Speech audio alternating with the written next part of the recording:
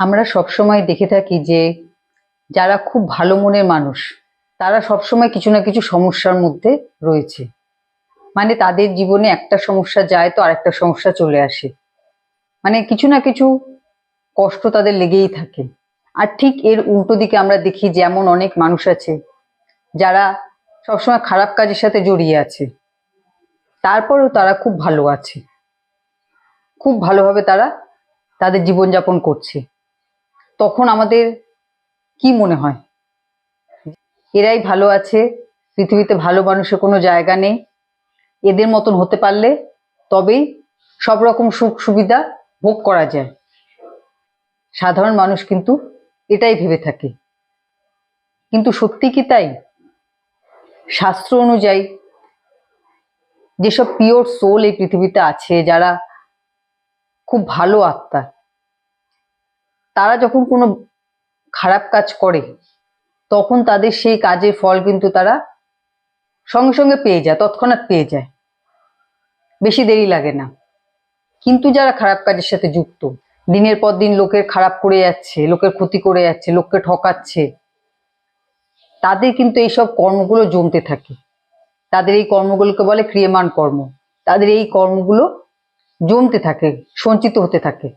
দীর্ঘদিন জমার ফলে যখন একটা বিরাট আকার নেয়, মানে তাদের সঞ্চিত কর্ম যখন বেশ ভারী হয়ে যায়, তখন তাদের এই কর্মের ফল তারা পেতে শুরু করে। অনেক সময় সেটা এই জীবনে হতে পারে, আবার অনেক সময় তারা এর পরের জীবনে গিয়েও সেই ফল পেয়ে থাকে। এবং এই জীবনে যদি তারা এই কর্মের ফল না পায়, তখন তো মানুষের আরো মাথা ঘুরে যায় যে সারা জীবন খারাপ কাজ করেও দিব্যি ভালোভাবে জীবন কাটালো, তাহলে ভালো কাজ করে লাভ কি? তার থেকে খারাপ কাজ করাই ভালো, এইরকম বিচার আসে মানুষের মনে।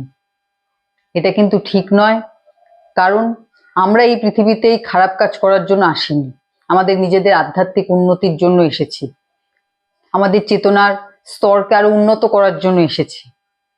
এবং যখন আমাদের অবচেতন মন খুব সক্রিয় থাকে, আমাদের উপর ঈশ্বরের আশীর্বাদ থাকে, তখন আমরা যখন যে কাজ করি সেই কাজের ফল কিন্তু আমরা ইমিডিয়েট পেয়ে যাই, বিশেষ করে যদি কোনো খারাপ কাজ হয়।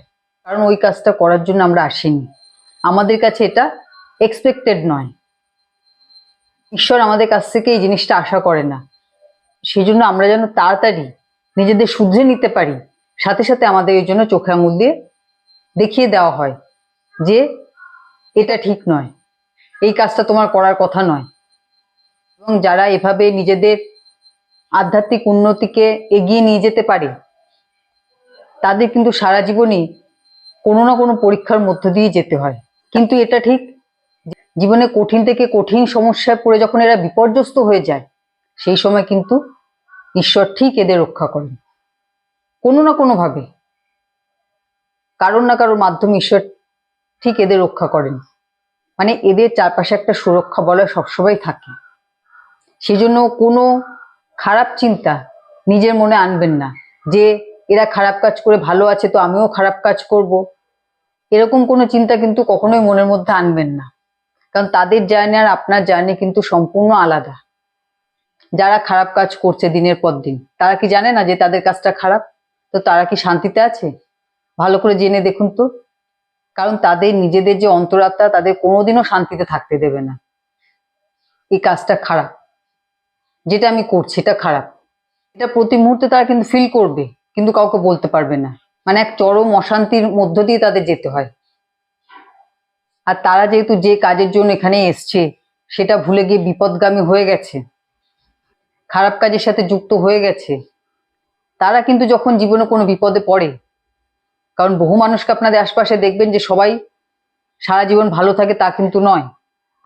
যারা এইসব খারাপ কাজ করে বেড়ায় তারা একটা সময় পর গিয়ে সেগুলো ফেরত পেতে থাকে যা করেছে। তো তারা যখন বিপদে পড়ে তখন কিন্তু তাদের বাঁচানোর জন্য কোনো শুভ শক্তি আসে না, কোনো শুভ শক্তি তাদের পাশে দাঁড়ায় না তাদের রক্ষা করার জন্য। কারণ তাদের অবচেতন মন যে ঘুমিয়ে আছে, কারণ তারা যে জেনে বুঝেও খারাপ কাজ করেই যাচ্ছে, তার দায় কিন্তু তাদেরকেই নিতে হয়। কেউ তাদের পাশে দাঁড়ায় না, তার নিজের লোকেরাও তার পাশে দাঁড়ায় না, শুভ শক্তি তো অনেক দূরের কথা। তারা কাউকেই পাশে পায় না, তাদের অর্থ তাদের কোনো কাজে আসে না, এমন এক এক সময় পরিস্থিতি হয়ে যায়।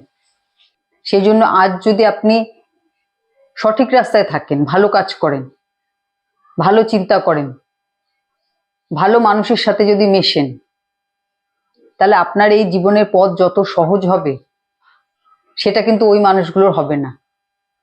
হয়তো আপনাকে বিভিন্ন সমস্যার মধ্য দিয়ে যেতে হবে, কিন্তু তারপরও আপনি দেখবেন দিনের শেষে ভালো আছেন, আনন্দে আছেন, এই মোহমায়ার জালের মধ্যে আটকে যাননি, কোনো খারাপ সঙ্গে পড়েননি। যখন যেখানে ভুল কাজ করেছেন সাথে সাথে সেটাকে শুধরে নিতে পেরেছেন। কারণ যাদের আত্মা পিওর হয়, যারা মানুষ হিসেবে খুব ভালো হয়, তারা যদি কোনো খারাপ কাজ হঠাৎ করে করেও ফেলে, তারা কিন্তু সঙ্গে সঙ্গে রিয়েলাইজ করে যে এই কাজটা তারা ঠিক করেনি, এবং তাদের একটা কষ্টও হয়, যন্ত্রণাও হয় যে তারা কি করে কাজ করলো। তো এই যে কষ্ট বা যন্ত্রণা আপনি পাচ্ছেন, এই অনুভবটা আপনাকে কে করাচ্ছে? এই অনুভবটাই কিন্তু ঈশ্বর আপনাকে করাচ্ছেন যে এটা ঠিক নয়, এটা অন্যায়, এই কাজটা তোমার করা উচিত নয়। কিন্তু যাদের অবচেতন মন ঘুমিয়ে থাকে, অনেক বয়স হয়ে গেছে, তাও যদি তাদের সেই বোধ না হয় যে এ কাজ করা উচিত নয়, আমি যা এতদিন করে এসেছি এটা ঠিক নয়, তখন তারা আরো খারাপ কাজ করতেই থাকে। যেহেতু তারা সঙ্গে সঙ্গে সেই গাইডেন্সটা পায় না যে তারা খারাপ কাজ করছে, তাদের এই কাজ থেকে সরে আসা উচিত, তার ফলে তাদের চেতনা আরো নিচে নামতে থাকে, তারা আরো খারাপ কাজের দিকে এগিয়ে যায়। কিন্তু তারা তাদের এই কাজের ফল কিন্তু অবশ্যই পাবে। প্রকৃতির কিন্তু এমন নিয়ম নয় যে কেউ কোনো খারাপ কাজ করে বেরিয়ে যাবে, ছাড় পেয়ে যাবে। এখানে কিন্তু এমন কোনো নিয়ম চলছে না। প্রকৃতি কিন্তু এ ব্যাপারে খুব নিষ্ঠুর। যে যেমন কাজ করবে সে তার ফল পাবেই পাবে। আজ পাক, কাল পাক, এই জীবনে পাক, এর পরের জীবনে পাক, পাবেই পাবে। এবং অনেক মানুষকে আমরা এটা পেতেও দেখি। একটু চোখ কান খোলা রাখলে আপনারাও বুঝতে পারবেন কারা তাদের নিজেদেরই লাগানো গাছের ফল ভোগ করছে। এটা কিন্তু একটু খেয়াল করলেই বুঝতে পারবেন। তো এরকম মানুষ সব জায়গায় পেয়ে যাবেন। আর যাদের আগের কর্ম ভালো ছিল তারা হয়তো এই পুরো জীবনটা এইভাবে কাটিয়ে দেবে, কিন্তু এই যে সঞ্চিত কর্ম, এই কর্ম কিন্তু সামনের জীবনে তাদের প্রারব্ধ হিসেবে ভোগ করতেই হবে, করতেই হবে।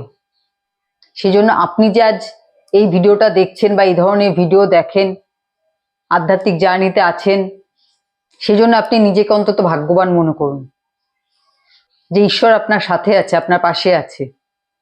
যে কোনো পরিস্থিতিতে ঈশ্বর আপনাকে ঠিক রক্ষা করবেন, যতই কঠিন পরিস্থিতি আসুক জীবনে। সেই জন্য নিজের মনের মধ্যে কখনো কোনো নেতিবাচক চিন্তা আনবেন না যে আমরা কেন খারাপ আছি আর ওরা কেন ভালো আছে, এরকম কোনো চিন্তা কখনোই আনবেন না।